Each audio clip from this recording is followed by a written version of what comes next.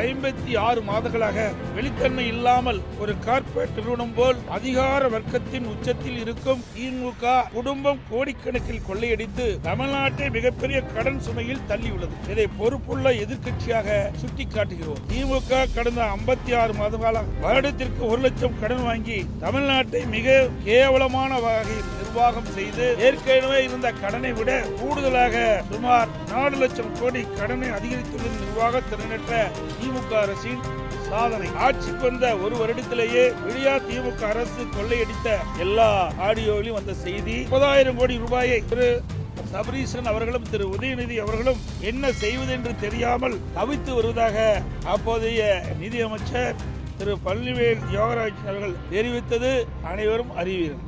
ஒரு ஆண்டுக்கே இவ்வளவு என்றால் இந்த 4.5 ஆண்டுகளில் எவ்வளவு கொள்ளையடித்திருப்பார்கள் என்று கணக்கிட்டு பாருங்கள்.